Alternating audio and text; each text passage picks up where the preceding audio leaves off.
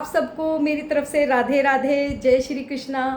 कल मैंने पुरुषोत्तम योग अध्याय का थोड़ा सा पाठ आपको सुनाया था और मैं आज अब आगे सुनाने जा रही हूँ। और मेरी कोशिश है गीता के 15वें अध्याय पुरुषोत्तम योग को मैं बड़ा सरल तरीके से आप सबको समझा सकूँ, जिससे आसानी से आप सबके समझ आ सके। और मैं छोटी छोटी वीडियो बनाकर ही आपको समझाऊँगी, जिससे आप आसानी से इसे समझ सकें। मैं आज थोड़ा सा पिछला अध्याय दोबारा से रिपीट करूंगी, जिससे जो नए भक्त हैं, अगर मुझे कोई नए भक्त सुन रहे हैं तो उनको आसानी से यह अध्याय समझ आ सके। गीता के 15वें अध्याय पुरुषोत्तम योग में इस संसार की तुलना एक वट वृक्ष से की गई है। एग्जाम्पल के तौर पे एक वट वृक्ष के साथ की गई है। जैसे एक वट वृक्ष होता है, वह एक तालाब के किनारे खड़ा है और उस वट वृक्ष का जो प्रतिबिंब है उस तालाब में पड़ रहा है। जब हम तालाब के अंदर वट वृक्ष की परछाई देखते हैं तो हम देखते हैं कि उसकी जो वह पेड़ हमें उल्टा दिखाई देता है, उसकी जड़ें हमें आसमान में दिखाई देती हैं और शाखाएं नीचे की ओर दिखाई देती हैं। जो हमें जड़ ऊपर की ओर दिखाई दे रही है, इसी तरह ये संसार है। जो हमें जड़ ऊपर की ओर दिखाई दे रही है वह परमात्मा है, जिससे कि इस पूरे संसार का संचालन चल रहा है, पूरी सृष्टि का संचालन चल रहा है। और जो ये हमें इस पेड़ की शाखाएं दिख रही है, कोई ऊपर है, कोई मध्य है, कोई नीचे है। यह यहाँ पर अलग अलग योनियाँ हैं। सबसे ऊपर मनुष्य योनि है, उससे नीचे फिर पशुओं की, जलचर, थलचर, अनेक प्रकार के जीव जंतुओं की योनि है। जो इस पेड़ की शाखाएं, पत्ते हैं, हरे हरे पत्ते दिखाई दे रहे हैं, वह वैदिक स्रोत्रों की वाणी है जो हमें बार बार आगाह करती हैं। और जो इस वट वृक्ष से जो एक जड़ें से निकलती हैं, आपने देखा होगा कि एक रस्सियों की जैसी जड़ें निकलती हैं। वह जो रस्सियों के रूप में जो जड़ें निकल रही हैं, उसी रस्सियों ने इस संसार को अपने मोह बंधन में कस के जकड़ा हुआ है, बांधा हुआ है। सब यहाँ पर यथार्थ को जानते हैं, सच्चाई को जानते हैं कि जो यहाँ पर आया है वह जाएगा भी एक दिन अवश्य। और इस संसार में कोई किसी का नहीं होता, यह भी सबको पता है। परंतु फिर भी सब मोहग्रस्त हैं। हम सब मोहग्रस्त, यह सच्चाई जानते हुए भी मोहग्रस्त क्यों हैं?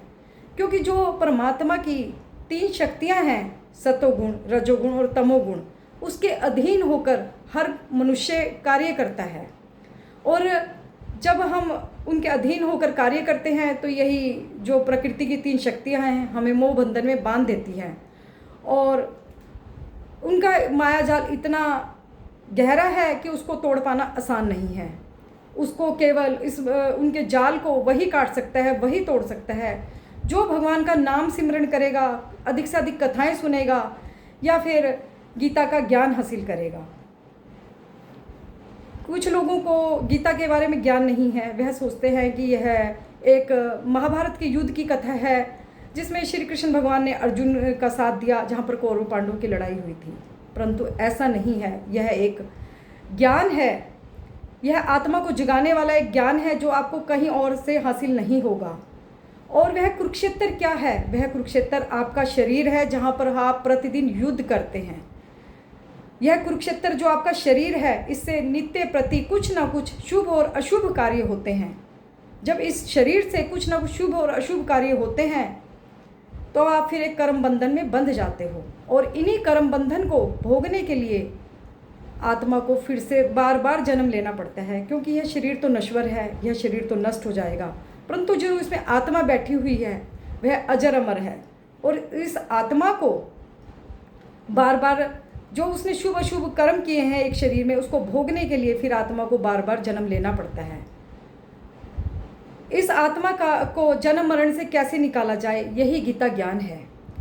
जिनको यह ज्ञान हासिल हो जाता है, जो भगवान की भक्ति में लग गए, फिर वह परम धाम जाने की तैयारी करते हैं कि परम धाम भगवान की वो जगह है जहाँ से मनुष्य फिर कभी वापस लौटकर नहीं आता। वह परम भगवान का धाम है। और जिन मूर्ख लोगों को यह ज्ञान ही नहीं है कि वह मरने के बाद कहाँ जाएंगे, वह कहाँ से आए हैं, वह कौन है, जो यह जानने की कोशिश ही नहीं करते, जिन्होंने यहाँ पर आकर अपने जीवन को केवल एक मौज मस्ती में लगाया हुआ है, या जिनका उद्देश्य अधिक से अधिक मौज मस्ती करना या फिर धन दौलत इकट्ठा करना है, वह यहाँ पर मनुष्य जीवन पाकर भी खाली रह जाते हैं, क्योंकि उनको जीवन का सही उद्देश्य पता ही नहीं कि वह कहाँ से आए हैं, कहाँ जाएंगे और कौन है वह जानने का प्रयत्न ही नहीं करते। वह सोचते हैं कि चलो जो कुछ हो रहा है ठीक है, हमें क्या लेने देना कि हम कहाँ से आए हैं, कहाँ जाएंगे, किसको पता है, कहाँ लिखा है। परंतु यह श्रीमद् भगवद गीता के अंदर ही लिखा है कि आप मरने के बाद कहाँ जाएंगे। जिनको ज्ञान हो गया वह तो फिर परम धाम जाने की तैयारी करते हैं, और जिनको ज्ञान नहीं होता वह मरने के बाद एक योनि से दूसरी योनि में, दूसरी योनि से तीसरी योनि में यहीं पर घूमते रहते हैं, भटकते रहते हैं। और जो वह इस जन्म में कर्म करते हैं वही फिर उन्हें अगले जन्म में भुगतने पड़ते हैं। और जो उनके अंदर भाव रहते हैं, इच्छाएं रहती है, ये कहीं ना कहीं पिछले जन्मों के कारण रहती है, क्योंकि वे पिछले जन्मों के कर्म बंधनों से कहीं ना कहीं बंधे हुए हैं। और जिनको सही ज्ञान हो जाता है फिर वह परम धाम जाने की तैयारी करते हैं। गीता केवल हमें भजन कीर्तन के माध्यम से भक्ति करना नहीं सिखाती, यह हमें ज्ञान सिखाती है। यह हमें परमात्मा के नाम सिमरन से ज्ञान की सही जानकारी देती है। भगवान श्री कृष्ण का एक नाम पुरुषोत्तम है, यानी कि अपने आप में पुरुषों में सबसे परम पुरुषोत्तम, यानी कि देवों में सबसे उत्तम जो देव है वह श्री कृष्ण भगवान है। एक ही परमात्मा, एक ही देव सबसे उत्तम है, वो है श्री कृष्ण भगवान। फिर भक्त लोग सोचते हैं हमें तो श्री कृष्ण के नाम का जाप करना चाहिए, परंतु श्री कृष्ण का एक असली नाम ओम है, जिसको सब शास्त्रों ने माना है, सब धर्मों ने माना है। और ओम शब्द को किसी ने एक ओंकार कहा, किसी ने कुछ कहा, किसी ने कुछ कहा, परंतु ओम शब्द को सबने माना है, यह श्री कृष्ण भगवान का नाम है। यदि आप केवल ओम का भी उच्चारण करते हो तो आप श्री कृष्ण भगवान की प्राप्ति कर लेते हो। आज के अध्याय को मैं यहीं समाप्त करती हूँ, आगे की वीडियो मैं आगे बनाऊँगी। जय जय श्री राधे, जय श्री कृष्ण।